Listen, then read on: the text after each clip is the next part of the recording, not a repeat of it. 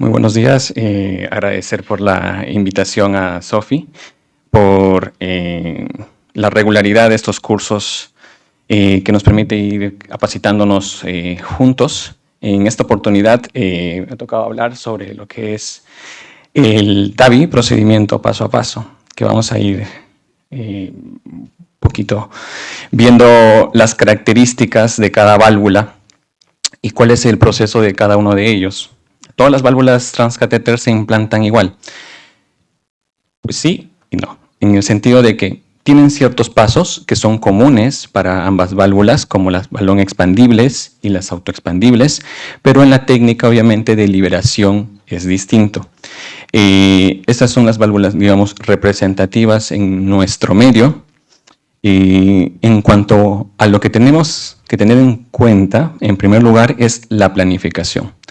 Como ya mencionó la doctora Cuevas, la indicación está clara, entonces un paciente con indicación pasa a una planificación del procedimiento. En este caso, tenemos que tener en cuenta la tomografía con los análisis de accesos vasculares, anillo, la angulación, la proyección, que lo va a hablar con más detalle el doctor Obregón en posteriori.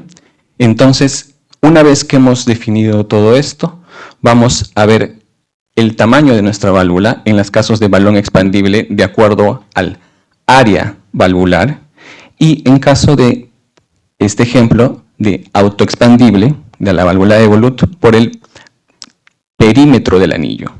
Entonces, una vez escogido nuestro tamaño de válvula correspondiente al paciente y haber hecho una planificación tomográfica, vamos a definir si va a ser con anestesia local, sedación, con anestesia general, si va a ser en quirófano, si va a ser en sala de hemodinámica. Vamos a definir la profilaxis antibiótica, cómo vamos a marcapasear a ese paciente, si vamos a hacer con marcapaso transitorio, por qué acceso yugular, femoral o estimulación por la misma guía en el ventrículo izquierdo. También si vamos a hacer ecografía transesofágica o transtorácica, y cada una de estas cosas obviamente debe ser individualizado en cada paciente. No aplica la misma regla para todos, es decir, no todos es anestesia local con sedación, porque de repente el paciente tiene otras comorbilidades en cuanto se discute en el jardín en que tenga que ir para anestesia general, y por eso se debe individualizar. Y también la respuesta a complicaciones, es decir, hasta dónde se va a hacer de posterior si pasa cualquier complicación.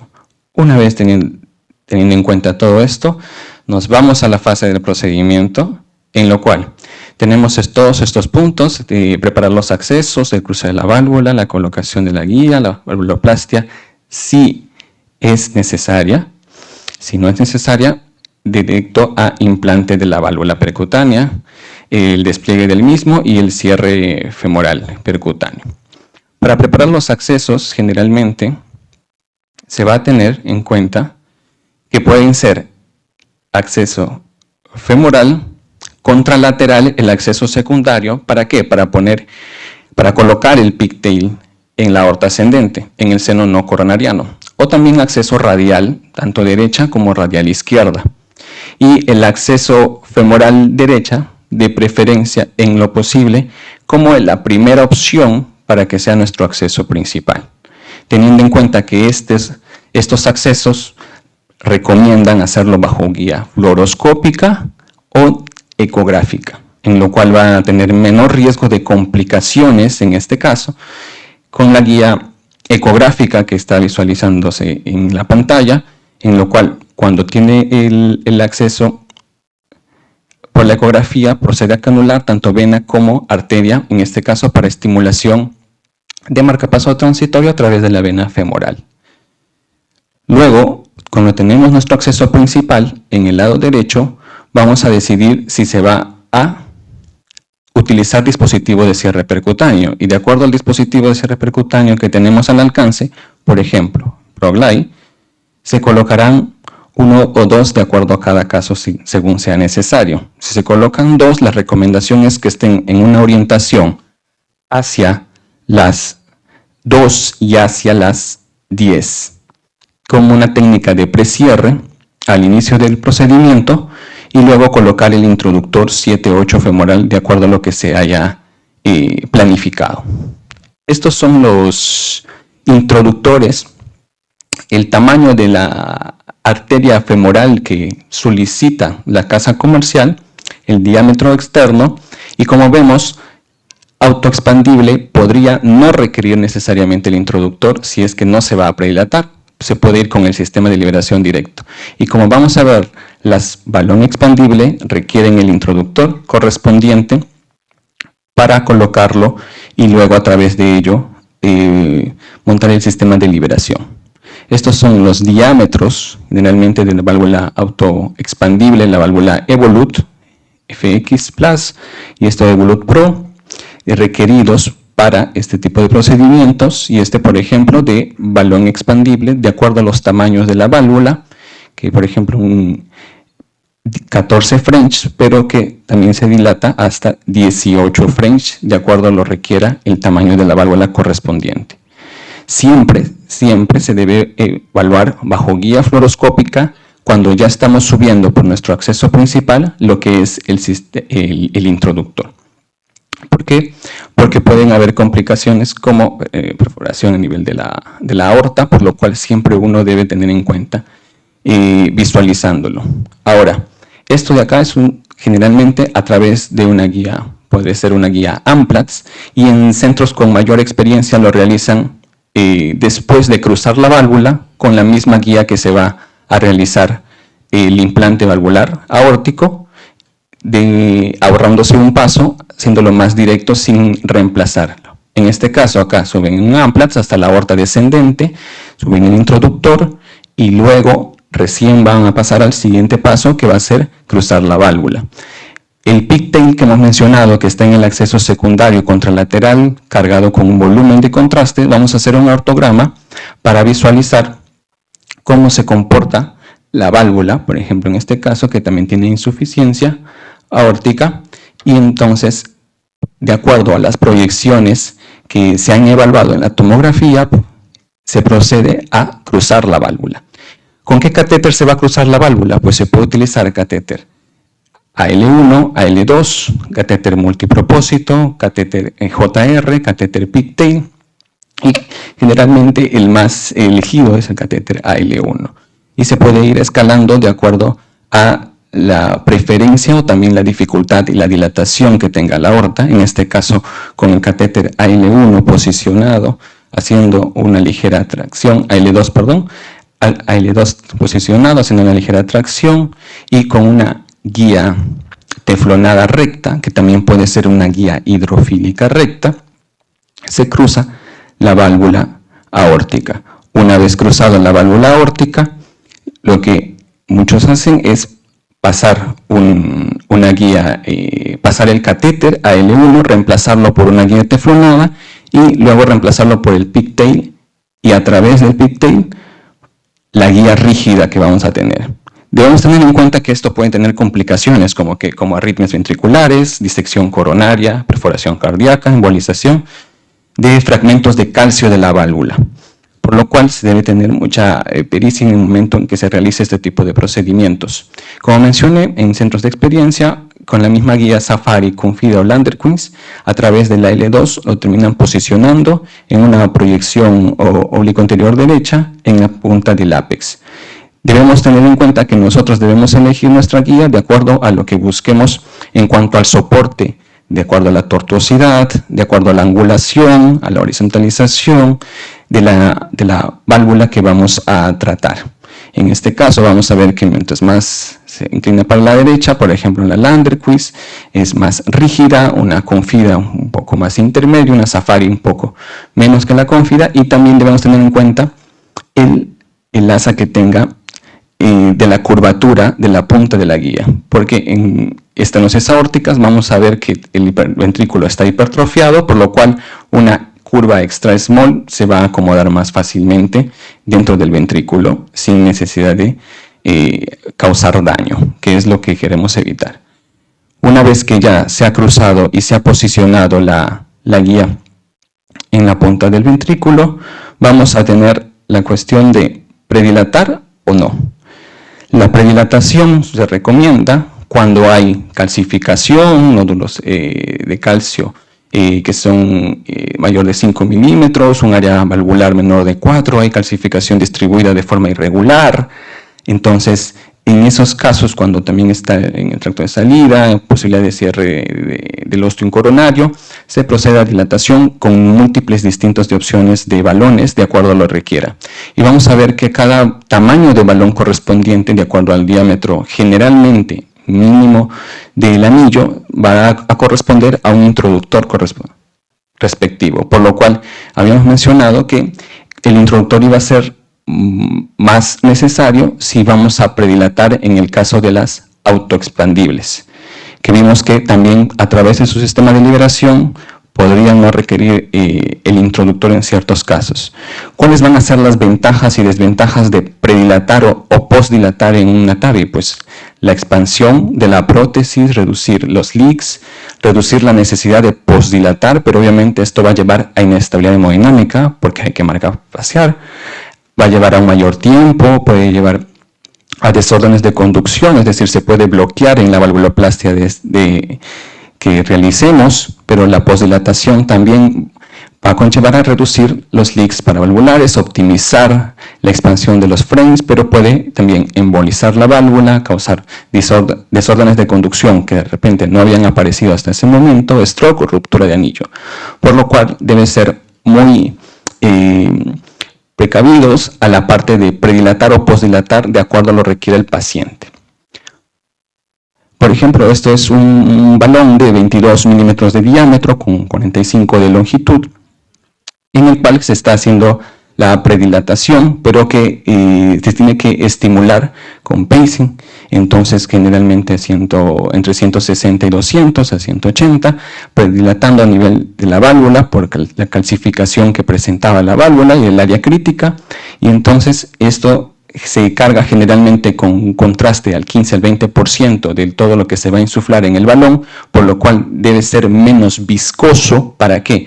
Para un rápido desinflado. Nosotros estamos obstruyendo prácticamente la salida de todo el gasto que está teniendo ese corazón, por lo cual debe ser bastante rápido y el desinflado también, porque el paciente se va a descompensar obviamente. Y dicho sea de paso, para hacer esto, la válvula ya debe estar, la balón expandible crimpada y la autoexpandible ya montada y verificada, los infolding. Entonces, vamos a seleccionar la proyección de trabajo de acuerdo a lo que hemos visto en la tomografía. Técnica de superposición de cúspides o CUS-overlap, técnica clásica de implante que es la coplanar, donde se visualizan izquierdo, derecho, no coronariano. El CUS-overlap, ¿qué va a hacer? Va a ser la superposición del seno coronariano derecho con seno coronariano izquierdo, en los cuales se ha estudiado más o hay mayor evidencia en las autoexpandibles, disminución de leaks paravalvulares, disminución de trastornos de conducción, y en las balón expandibles aún la evidencia es pequeña y generalmente la técnica clásica para balón expandible sigue siendo la coplanar. En cuanto al CUS-overlap, acá vemos en el tracto de salida, vamos a ver por qué beneficia esto. Es porque el septo membranoso que va a tener, que nos permite verificar exactamente o con mayor precisión la profundidad de la válvula. Si la válvula está más profunda, va a haber un deterioro de la válvula mitral, va a haber fuga periprotésica y mayor necesidad de marcapaso.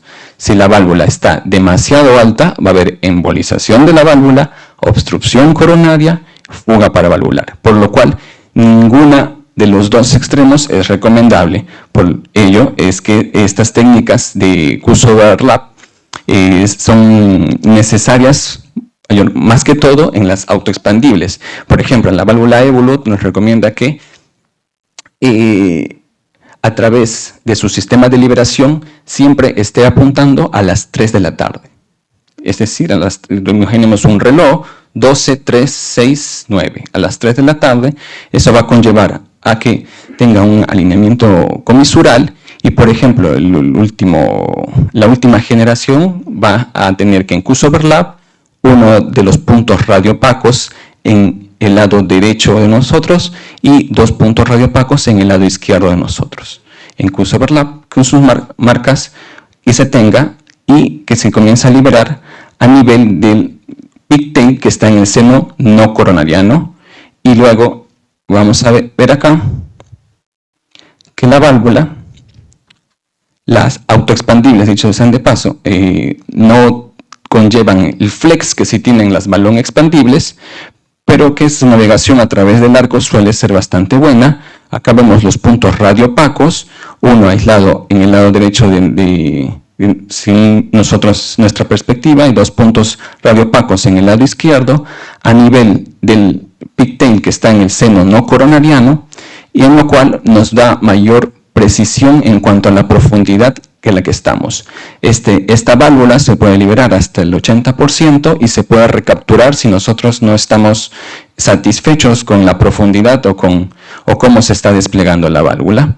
Por lo cual, esta proyección es importante, y cuando ya estemos seguros de que la profundidad es la adecuada, no ni muy profundo ni muy alto, que dicho sea de paso, de la punta de la base de esta válvula a los puntos radiopacos es 3 milímetros, se comienza la liberación en forma antihoraria. Entonces, debemos tener en cuenta también que se habla mucho en la liberación del TAVI cuando manifiestan el operador, quítale tensión o dale tensión a la guía, y que a veces no puede entenderse adecuadamente. Esta guía, por ejemplo, es un sistema con tensión porque todo el sistema está traccionado hacia la curvatura menor de la aorta, entonces está tensionado. Quitarle tensión a esto significa darle más cuerda, pero cuidando siempre que la cuerda no se meta demasiado en el ventrículo porque puede perforarlo. Entonces, darle más cuerda y que el sistema se acomode de una forma un poco más coaxial y que la guía esté tirando un poco más hacia la curvatura mayor. Esto es la liberación de una válvula autoexpandible con la profundidad que hemos mencionado, con la técnica Q-overlap que hemos mencionado hace un momento, y en la cual se termina de liberar la válvula con un óptimo resultado. ¿Qué va a pasar en una balón expandible? Por ejemplo, en la balón expandible de Maybach vamos a tener en cuenta que va a tener zonas densas, radiopacas y radiolúcidas. Entonces, en esta válvula que viene crimpada, pero ya que no es necesario armar el sistema dentro de la aorta descendente, sino desde el crimpaje ya está listo para estar implantado, entonces vamos a visualizar que en la segunda zona, que es radiopaca, que debe estar al borde del plano anular, ¿cómo lo identificamos? Por nuestro pigtail que está en nuestro seno no coronariano, y desde ahí vamos a tener en cuenta que la válvula va a ser como un stent, por lo cual al momento de inflarlo tenemos que considerar que va a haber un ligero acortamiento. Entonces, si nosotros estamos muy altos y la válvula se acorta, se puede embolizar, por lo cual es necesario puntualizar que debemos estar seguros de la medida, de la altitud en la que se encuentra, de la profundidad. ¿Por qué? Porque esta válvula no se recaptura. Entonces, es como inflar un balón con stent. Entonces, tenemos una sola oportunidad para poder ponerla. Por lo cual, nosotros, ¿qué necesitamos hacer durante el procedimiento? Estimular un pacing que haga que el corazón prácticamente lo detenga. Por eso es que el pacing es alto. Nosotros no podemos parar el corazón como en cardioplegia, sino que hacemos con pacing que la estimulación sea bastante alta para que el corazón esté lo más parado posible, la presión media caiga menos de 60 y poder liberar la válvula, tanto para la autoexpandible y con mayor razón para la balón expandible. Al inicio se forma con lo que es un hueso de perro, que se llama así angiográficamente, y es la última oportunidad para nosotros posicionar adecuadamente esa válvula, por lo cual tanto primer operador que está sosteniendo la válvula como el segundo operador, que es el que está inflando la válvula, deben estar sumamente coordinados, porque esto es un trabajo en equipo, y en lo cual también el personal que está a cargo del marcapaso transitorio deben estar atentos todos. Y el inflado 3 a 5 segundos y luego desinflar con un resultado adecuado, como vemos acá. Entonces, esto es lo que pasa cuando es una balón expandible. Como vemos acá, el catéter en el seno no coronariano, una estimulación del pacing bastante en 180, el hueso de perro que hemos mencionado y el primer operador sosteniendo la válvula hacia adentro para que no embolice. ¿Ok? Una vez liberado la válvula, se procede a retirar el sistema de liberación, que en el caso de la Evolut, por ejemplo, se arma en la aorta descendente, nunca en ventrículo, nunca en aorta ascendente, en la aorta descendente, y en el caso de la MyVal se procede a retirar todo el sistema sin problema. Luego de eso hay una verificación hemodinámica en donde se evalúan los gradientes que deben disminuir, un gradiente óptimo idealmente menos de 10, en el cual nosotros vamos a tener también angiográficamente si hay fugas paravalvulares o fuga o regurgitación central, que muchas veces es por la guía que aún sigue ahí. Pero en este caso, por ejemplo, que no se ve fugas paravalvulares. De haber fugas paravalvulares, hay que cuantificarlo con ecocardiografía y ver si eso es necesario postdilatar o no, si es significativo o no esa fuga paravalvular, de acuerdo a la edad del paciente, de acuerdo a los gradientes que tenemos y de acuerdo a la significancia de esa fuga paravalvular. Porque no necesariamente toda fuga paravalvular debe postdilatarse, porque hemos visto que también tiene desventajas en estos casos. Una vez que hemos sacado todo el sistema, se procede con los ProGlides que hemos dejado. Entonces se procede con la técnica de cierre percutáneo. Se puede hacer verificación angiográfica de acuerdo a cada preferencia de los operadores y se cierra con ProGlide y, si es necesario, un refuerzo con AngioSeal o otro ProGlide de acuerdo a cada caso. Una vez que se tengan los accesos, que no haya ninguna intercurrencia, ninguna complicación, el paciente ya puede pasar a la sala de recuperación. Es decir, vemos que ambas válvulas comparten en cuanto a la colocación del introductor, si de acuerdo es necesario, al cruce valvular aórtico, a la posicionamiento de lo que es en oblicuo anterior derecha de la guía rígida, que puede ser Safari, Confida, Landerquist para casos de mayor tortuosidad, mayor horizontalización. Entonces vemos que hasta ahí casi comparten lo mismo. La predilatación va a ser de acuerdo a cada caso. Las balón expandibles generalmente se predilatan un poco menos que las autoexpandibles, y también es la necesidad de marcapaso que vaya a tener este paciente a posteriori, que sabemos que balón expandible tiene menor incidencia de marcapasos, y por lo cual debemos considerar si el paciente tiene un bloqueo de rama derecha, por ejemplo, que si puede quedar con un bloqueo de rama izquierda, a lo mejor necesita tener un marcapaso transitorio en la unidad coronaria por unas 24 o 48 horas, aunque no haya salido con el bloqueo completo de sala de operaciones. Muy bien, eso sería todo lo que quería compartirles en esta mañana. Muchísimas gracias.